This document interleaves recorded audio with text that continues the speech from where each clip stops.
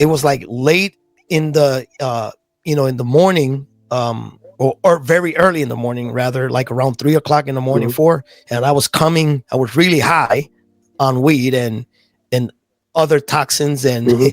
I remember coming from a gas station. I was walking and I clearly heard my name. Mm. And I looked, I didn't see anybody. I thought that, somebody was, doing a prank on me, calling out my name and then Mhm. hiding behind the bushes. But Mhm. I called out and said who it is, and nobody responded. And then I walked again and heard the Mm. name again clearly. And so, you know, that seeing nobody, that was something I'm like, and I thought about it. I'm like, habrá sido Dios? Was that probably God? But again, brushed it off. Then the final one was actually in 95. 95. I was 18. My oldest daughter was being born.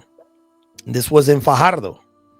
So back then, I don't know if things have changed now.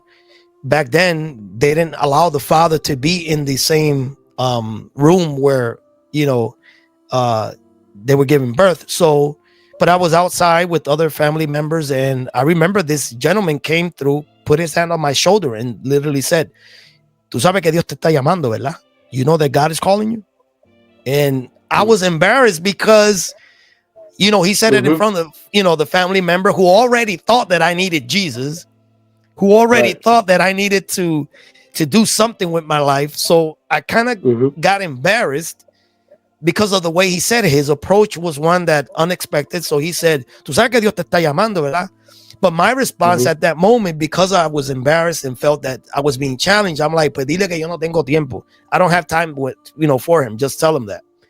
But he left, and that stood in my mind. I began to process that. So I waited for everybody to get distracted, and I went after him to get to know more about what he meant that Mhm. God was calling me.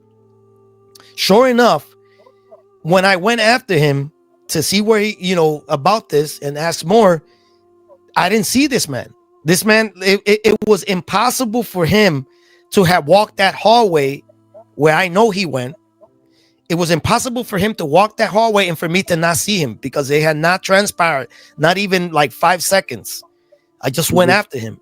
I didn't see him. So once again, I thought maybe this is God.